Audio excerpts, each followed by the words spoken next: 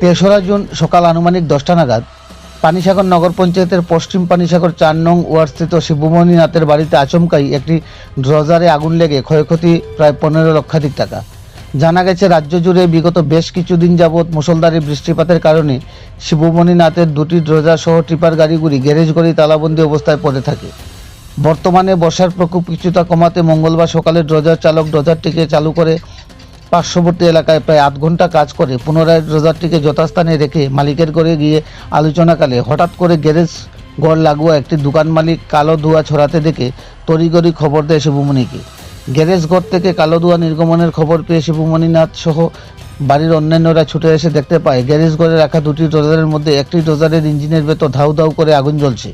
ড্রজার মালিক এহেন পরিস্থিতি প্রত্যক্ষ করে কোনো কিছু বুঝে ওঠার আগেই চিৎকার করলে ঘটনাস্থলে ছুটে আসে আশপাশ এলাকার লোকজন। সকলের সম্মিলিত প্রচেষ্টায় আগুন অনেকটা নিয়ন্ত্রণে নিয়ে আসলেও খবর পেয়ে ঘটনাস্থলে পৌঁছায় পানিসাগর অগ্নি নির্বাপক দপ্তরের একটি ইঞ্জিন। পরবর্তীতে পানিসাগর অগ্নি নির্বাপক দপ্তরের প্রচেষ্টায় আগুন নিয়ন্ত্রণে আনলেও ততক্ষণে ড্রজারের ইঞ্জিনের 90% আগুনে পুড়ে ছাই হয়ে যায়।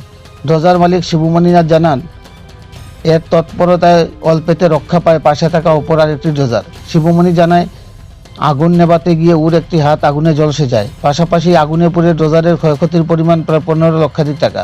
জানা গেছে, ড্রজারটি বিগত বৎসর দুয়েক পূর্বে নতুনভাবে ক্রয় করেন তিনি। ড্রজারটি আধুনিক প্রযুক্তিগত এবং BS4 মডেলের হওয়াতে ক্ষয়ক্ষতির পরিমাণ অনেকটাই বেশি। গ্যারেজ ঘরে রাখা ড্রজারের আগুনের সূত্রপাত সঠিকভাবে জানা না গেলেও ধারণা করা হচ্ছে ড্রজারটির যান্ত্রিক ত্রুটির কারণেই আগুনের সূত্রপাত ঘটে।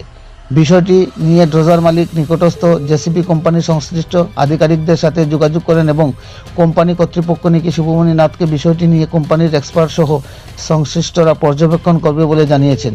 নিজ গ্যারেজ ঘরে থামানো ড্রজারে আগুনের সূত্রপাতের ঘটনায় ড্রজার মালিক শিবমণি সহ আশপাশ এলাকার লোকজন ধোঁয়াশায় রয়েছেন।